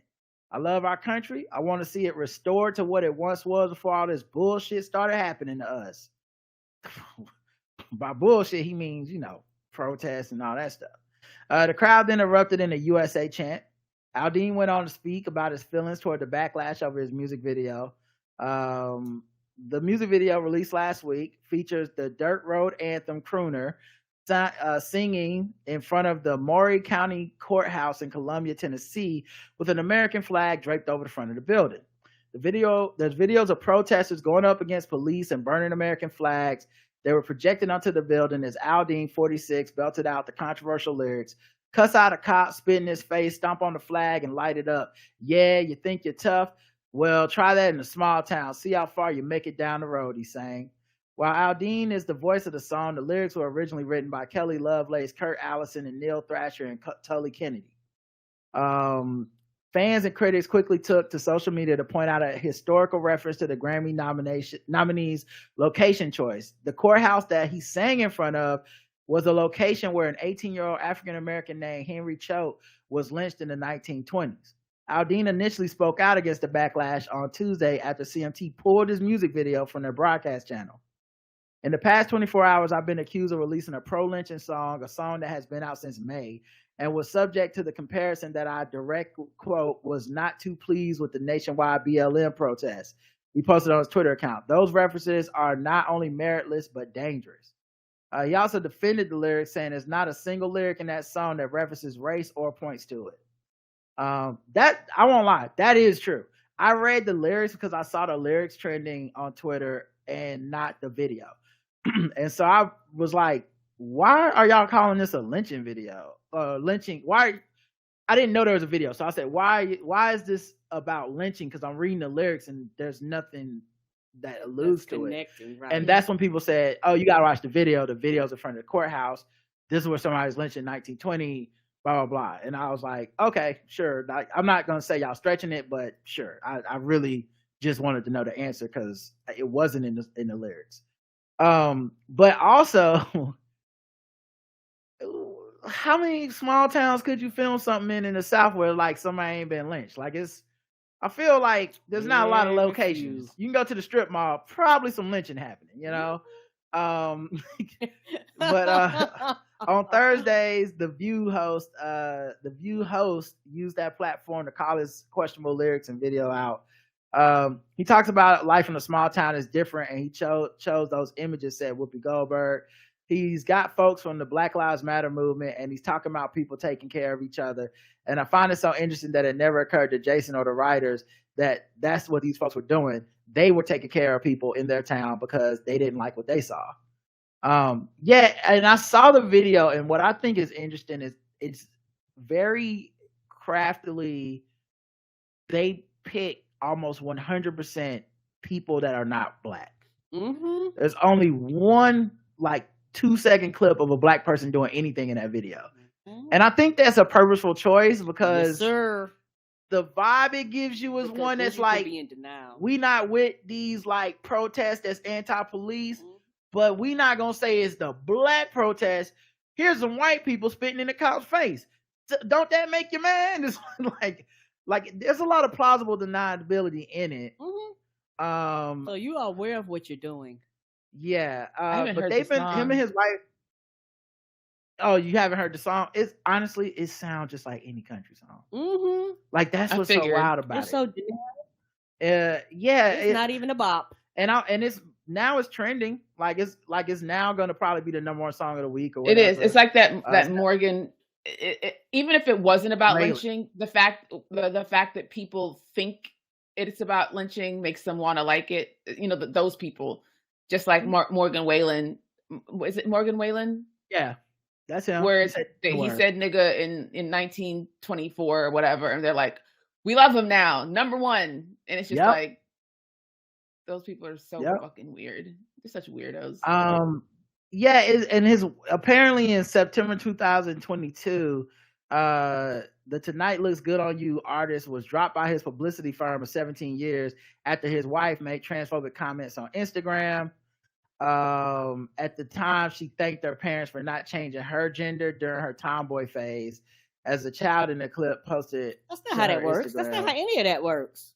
Yeah, and a lot of people grow up being. I know, but like the people that it's the people that are like transphobic really do simplify it to like, if a child has if a boy says, "Mom, I'd like a Barbie," that everyone's chopping their penis off. Like that's what they're promoting in order to have like a straw man, right? So that they like, I think it does a disservice to the argument they think they're making, but they promote it that way so they can be like, ha ha, it's funny, but also, isn't it scary what the liberals are doing? They're just making their children be a different gender, and the children don't even know. When obviously, if you do A-level research into the difficulty of it, the process, the parenting around it, the doctors, it's not that simple. At the risk of being canceled, I think that there is, especially when we see on Twitter, the people we're just talking about, there's an element of people who chase clout by refusing to tell their children what genders are, and then they get on TikTok and they talk about, if you give your child a name, you know, you're contributing to transphobia. But that's clearly just people clout chasing. So stuff like that does exist. It doesn't exist the way that person says it does. But I would say that it just flat out doesn't happen like that, because there are a lot of people who are using themselves as moral arbiters by doing stuff that they're the same people who are like, you know, they have Black Lives Matter like on their house, but they're just white people. Do you know what I mean? Like, to me, that kind of happens, but not in the way that she says. Yeah, I'm trying to be specific to like what her thing was, because people are changing their children's gender on a whim and getting surgery and stuff. And like Lil Boosie says it. There's like a contingent or conservative that just the surgery part. Yeah, they say a thing that's not happening. Because the only reason I remember this comment is because we covered it on the show a long time ago. They say a thing that's not happening to escalate it, same way that we talked about earlier, except on the conservative side. They escalate the language to like, it's an emergency. We must save these children from their parents. Ron DeSantis, we need to literally sick child services on the parents of supportive parents of transgender children. We need to get them out of the house. And it's like, but people aren't doing surgery to children. They're literally not doing it. And y'all breaking up homes. So, because this happened also at Game Theory one time, we were having this discussion about trans people. And like, I get the super liberal woke thing, which is like, even if it is happening, it's fine. And I'm like, I hear you, buddy. Calm down. What I'm saying is, we should have a discussion about whenever this happens, the stuff they're saying isn't happening in the way they're saying it. And it's very important, because I can see how a reasonable person would feel a way if it was happening that way. Right. Without them being necessarily even transphobic, just to be like, wow, that is kind of wild to just a kid has a tomboy phase, and next thing you know, you're taking them to the doctor. It's like, that's not what the fuck is happening. Exactly. So, at any rate, Jason Aldean came to his wife's defense and got backlash for that. So, he's calling it people who allow their trans children to transition one of the worst evils.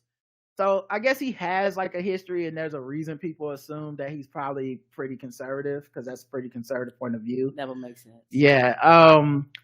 But yeah, 0 to 100, Karen. I guess a 25, because honestly, the song went banging, and I don't care. Okay. So if it was banging like accidental racist, you think you The score will be a little higher. At least if you're gonna be racist, make a banger and a hook. Okay, all right. For me to sing along to. What about you, Bossy? Wait, so let me get the game straight. It's how much you care on a scale from 0 to 100. Yep, intervals of 25. Oh, intervals of 25. Yeah. 25. I don't 25. care. All right. For me, I think I'm gonna give it a 50, and the reason I'm gonna give it a 50 is because he didn't even write this shit, but the people who wrote it and did the video, this is some pretty good racism. Like, this is that, like, you took the time and thought about it. They did. Because I watched that video and the way they constructed it, you honestly can't call it racist for real. You just know it. Like, as a black person watching the video, I'm like, this shit do feel lynchy. But it feels lynchy. It feels lynchy, but can I truly say that this man wrote a racist song and a racist video? I can't truly say it. The idea of if you spit on a cop, fuck you, is not it's not necessarily racial. Like, it's not like black people are just spitting on cops left and right. We just minding our fucking business. Like, I don't know. There was something to it, but it's some good racism. They did a good job, man. They did. I agree. They did a good job. And the thing is, the way they sliced and cut, they had white people doing the shit that they say that black people do. Yeah, it was excellent. Because a lot of black people go, we wouldn't do a lot of that shit because we understand they would beat us, whoop us, and take us to jail. If we sat in a room, like a writer's room, and we were brainstorming how to make a video that says fuck black people without saying fuck black people, like there could be no evidence traced back to us believing that. That's the video they made. Like, it's good. Yes, it is. Like, they don't show nobody getting lynched. It's just, hey, we just in front of the courthouse singing our song, and here's a video of some protesters burning the flag. We don't like that, and they're white people. Well, when he did say the thing where he was like, they can't keep doing this to us or something like that at his concert, and then he had a heat stroke. That was my favorite thing. I felt like the Sealy music theme song from Color Purple started playing and sucked out. You do right by me. Sucked the one where she was shaving Mister. I felt like that music was playing, and just all the moisture came out of his fucking that music. All the moisture came out of his skinny leg jeans, and just the ancestors laid him down and said, "Take a nap, boo boo. That's enough. That's enough today." Okay. It was hilarious. They're performing when they were shooting in Vegas. Yeah, that's the other Remember thing. when they had that mass shooting in Vegas? Oh, it was him? That was his concert? Yes. He was performing. Oh, Yes. wow. He sang concert. Why don't you ask the mass shooters to try that? Wow. I only know I'm sorry. two country people. I know Luke Combs, I think that's his name, and Okay. Jason Aldean. I just know his name, and I didn't know why I knew it. Mhm. Wow. Two current. And you know Morgan Whalen. Back in that country. Oh, Morgan Whalen. Yep. Miranda Lambert. Is that? Yeah, I know her. Blake Shelton. Maybe I know more than I thought I did. Back in the day, I know the chick. Back in the day, Yeah. I knew a lot of them. Like these current country people, I don't know them. Okay. I don't know you. I know who did the song with Lil Nas X? Was that Garth Brooks? Mm-hmm. Yeah. Old school. Or Garth Billy Ray Brooks did a song Cyrus? with- Billy Ray Cyrus. Yeah. Yeah, he old school. Garth too. Brooks is from Stillwater, same place I'm from in Oklahoma. Yeah, Shout but out that's to not- Stillwater. Chris Run Gaines, the deep cut. Chris Gaines. All right, we'll do one more. Real Boston Richie films Send a Blitz video in Florida A&M's locker room without proper approval from the school. The coach has now suspended all football activities. Real Boston Richie is a rapper. I'm assuming black? Huh? Black? Yes, it's not guess the race, but yes, he's black. Okay. Although that's a valid question, because who puts Boston in their name as a black person? I don't know. I'm assuming black. Right. It's House of Pain in him. Right? So he shot a video in FAMU's locker room without proper approval. The school's coach, Willie Simmons, caught wind of the video and on Friday announced that he's shutting down football activities. Here is the video if y'all would like to see some of it. To see what was actually happening in there. Wake up, go on, send a blitz. Fuck it, I don't like La Holmes. Every day got a brand new bitch. Nigga, I'm tired of going home. Told that hoe don't speak on shit. Bitch, you in a quiet zone. Quit to swipe a bitch up out my mix. My windshield wipers on. Bitch say she gon' pay me to suck that dick. Now he actually is like the football players are in there with him. They have on the gear for the school. He even is wearing the gear for the school. The university is like he's wearing the coat. Yeah. Like I am in agreement with the coach. You can't put on our paraphernalia and have this music playing without consent of the university. You just can't do that. Yeah, the only person I support wearing football pads and rapping is Andre 3000 when he was dating Erykah Badu. Okay, everybody else put on some regular clothes. What are y'all doing? Before we get in, like I hate rap right now. It all sounds like that. Like all of it. Yeah. I heard something yesterday because somebody said something. Young Tracy Morgan. That's what I call him because he looked like Tracy Morgan. And they're playing it. I was just like, all of it just sounds like that. Ain't no rhythm to it. Here's what I'll say. Okay, that's why the girls are winning right now. Like people keep saying like, oh, the women are running hip hop, and it's like, you know why you feel that way? Because they're not doing auto-tune. Yeah. They're not doing, all the guys are doing this shit. Like it's just like Roddy Ricch and 57 sound alike ass niggas. Yeah. Name various stages of baby. You know what I mean? Just little baby, big baby, the baby. Yeah. Right. It's like her taking loose like, baby. What? And then maybe that's who that she met on the street. Right. And then every fucking song is that shit. It's the heavy bass and it's the kind of mumbling, kind of auto-tune.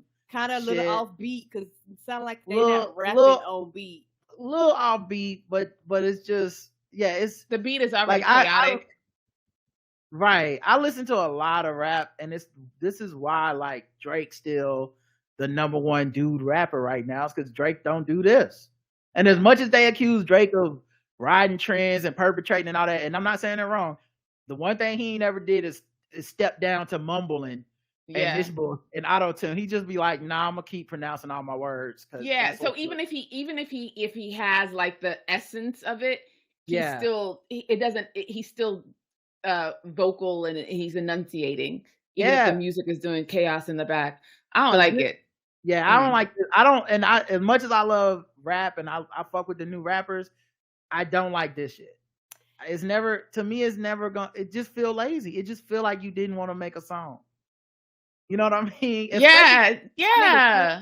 Especially when so many of them rhyme the same word, where they be like it'll be like, I don't know, like I be going to your house, that's why I take your bitch. Go out to the house and now she riding now with your bitch. I'm like, bro, those are the same word. Yes.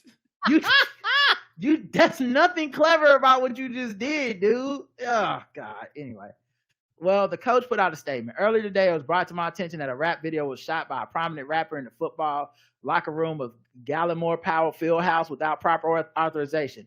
The video contained graphic language that is not consistent with Florida A&M's core values, principles, and beliefs, and an internal investigation is underway to determine who authorized the use of not only the athletic facility of Gallimore Powell, but also licensed apparel that potentially violates the university's branding and licensing agreements. Mm-hmm. Although I'm a proud proponent of free speech and support all forms of musical expression, this football team, as ambassadors of Florida A&M University, has a responsibility to protect the university's image.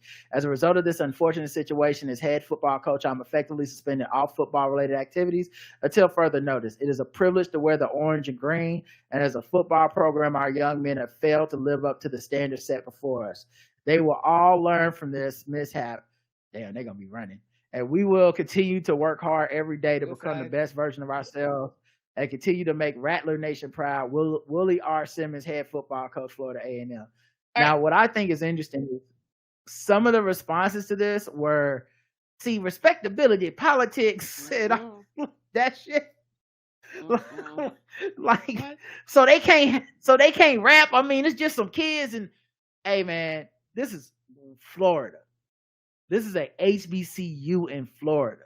Can I say something? Home of Ron DeSantis. One second. Give me 1 second. Home of slavery was good for y'all. Ron DeSantis. They don't have room to fuck around down there. They really don't. Like, this is the kind of shit the right wing motherfuckers will use as a frenzy to be like, and that's why we should defund their schools and shit. And a school that's already underfunded. So if your argument is like, I'm so pro-black, this is what blackness is, this bullshit that happened in this locker room, you should re-examine what you think the box of blackness has to be. And once again, the people who talk like that and make those statements have only been black since 2009. It's always the new ones. It's always the I just got here black people, the Black since Fergusons, who have these like wild ass statements. And then the people who would never do that, because you're not supposed to do that. But somehow people who do that and are upset, people who are upset that somebody did that are respectability politics. Bullshit. Right. Okay, so can I just say something? Mm-hmm. I have a question. Was FAMU the same school where they had that porno orgy? Was that FAMU too? I don't know. Does anybody know what I'm talking about? Please say you do. They had a band hazing thing. I don't know if that's related. Please say somebody say they know what I'm talking about. I do know what you're talking about. It was like a couple years back, right? Like, yeah, it was a proper porno. It was a proper porno, but they had like FAMU, or they had like if you put it in Google, watch FAMU orgy. Yes. Oh no. So yeah, it was them. It was them. Yeah, they were like, we shut shit down. Fuck this. Okay, we can move on. Shout out to one of the things saying one of the descriptions saying Ebony College University. Like, come on, Ebony. Ebony College. That's how you find us in the porn term. Yeah, HECU. Porn is so weird in that it is the only place I've ever heard someone refer to black people as Ebony. Mm-hmm. That's the only way you don't get a good search. They don't even use Ebony for black people in Ebony magazine.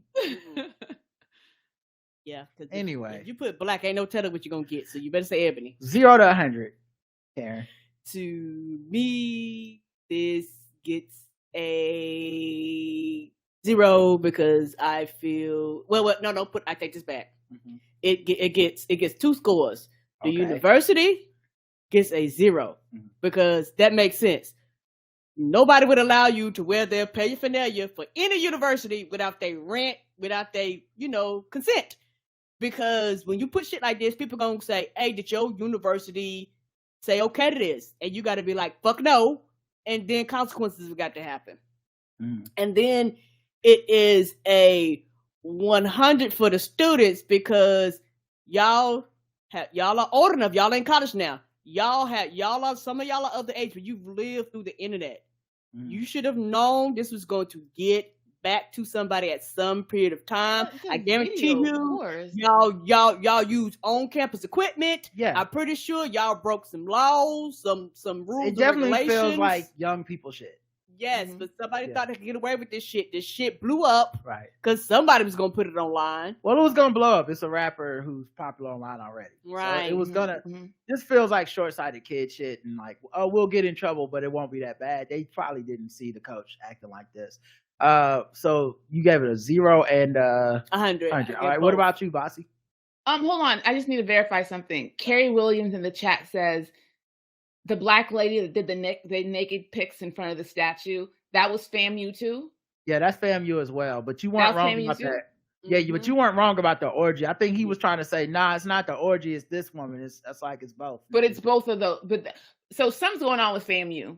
I don't know what it is that these kids are like wilding like this. Mm-hmm. So I'm gonna give it same 0 for the coach. No. 100 for the school, because something going on over there where folks just be doing wild shit. I don't know what it is or why. I'm trying to correct it. But like the school has cultivated a culture. I don't know, but that's weird that all that stuff happens at FAMU of all places. I blame Florida. Okay, so I'll give it a 75. I'll give it a 75. Feels very Floridian to me. I'm gonna go with a 75 as well. Like when I saw the video, I immediately thought, because I didn't see the coach's response first. I saw the video first, and I immediately thought, why the fuck did y'all do that? That's very wild. And then it was like, oh, no staff was involved. I'm like, oh, okay. Well, the kids did it, and yes, they have to be taught a lesson because Ron DeSantis definitely gonna be using this shit when he stripped y'all accreditation next year. Oh my god. Sure. All right. Look, we've had a great time. All right. Yay! Bossy, you're always a great guest. You're always welcome. I to love come being by. here.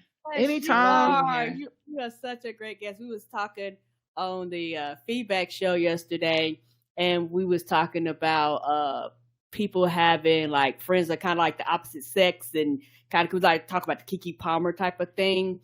And I don't know if I ever told you this, but I really, really love and appreciate the relationship that you and Roderick have, and I'm very grateful. That's my boy. That's my brother.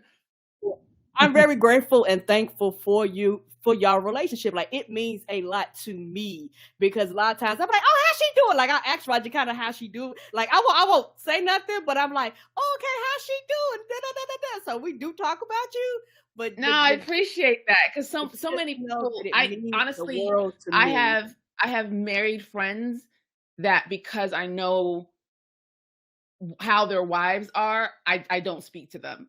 Right. I don't like. It's 10 o'clock. I'm not gonna, because I just don't want them to go through anything, and just all that stuff.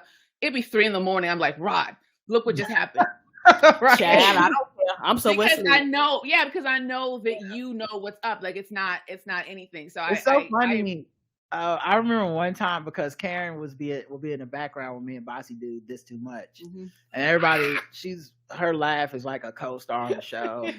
And I remember someone left us feedback one time to me and Bossy, not to me and Karen, I don't think. Okay. But it was like, it was some version of like, I don't know how Karen can let y'all just do this show without. And I was like, nigga, it's a podcast. What's wrong with you? Like, maybe. And we're friends. Right. We're genuine friends. Like, what? Maybe just feel like some insecurities are hopping out. Exactly. Let's check with ourselves.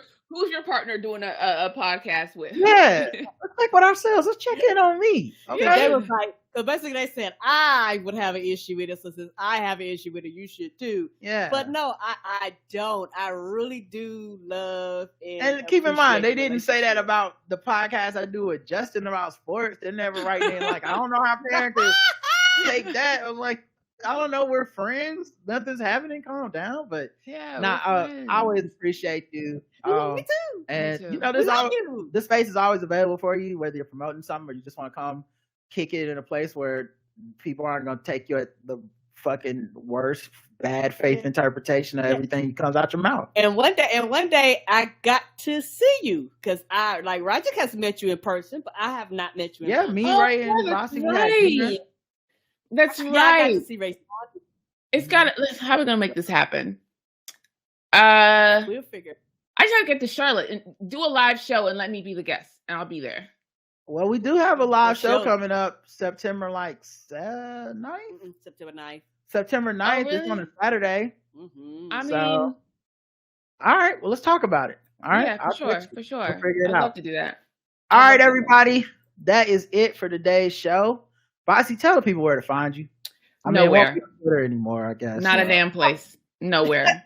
Audible. Audible. My book, Home Rarely Feels Like That, is on Audible. It's not getting great reviews because fuck people. But if you could, if you have Audible, just go and just give it 4 stars at least. Just give it 4 stars. It has 3-point stars, blah, blah, blah. The thing is, people be like, oh, I didn't know that it was going to be so depressing. I'm like, nigga, the book is about being depressed in Nigeria. Like, I don't know what y'all want from me. My next Audible book, because I'm really, really like proud of this next one, that it's not about that at all. It's about some other stuff. I'm calling it a rom-trom. That clever? I love that. Isn't that clever? It's a rom-trom. So it's like it's about a relationship and all that stuff. But yeah, I write about mental illness. It's not going to be joy and laugh. Is the rom-trom also going to be funny? Is that also a part of it? No. Okay, so it's it's going to be okay. So I'm not going to say it's not going to be funny because I'm funny. So like funny like shows up in it, but it's not like it's about like the autopsy of a relationship. Let me tell you about it. It's about like the autopsy of a relationship, and it's based on a true story. So it's these two people who broke up and had like a terrible breakup, like a traumatic breakup. And 10 years later, they've come together to have the conversation about what happened, how they feel now, like a bunch of like misconceptions, like somebody lied and both people believed the lie and they didn't know. I told you about this. I told you about the lie that somebody told that for 10 years I was told. Yeah, so it's about that and like trying to figure out, you know, how to not rewrite the past, but re-understand the past based on the fact that a lot of it was built on this lie. So yeah, so it's just and it's done. It's the first time I'm not going to narrate. It's going to be two actors because it's two point of views, two narrators, his point of view and her point of view. And I'm really excited about it. It's probably one of the, I haven't been looking forward to writing or putting together a writing project like this in a very, very long time. So I'm excited about that. I love that. Well, yeah, definitely be on the lookout, everybody, and make sure you go leave those 5 stars. I say not even 4, 5 stars for her Audible review as well. We'll be back probably not tomorrow if you're gonna take tomorrow off, but we'll be back definitely Wednesday for sure, where we'll have Shalewa and Gaster on the show from the War Report podcast. That should be fun. So until then, I love you. I love you too. Mwah. Bye everybody. Bye. Bye. Bye. Bye.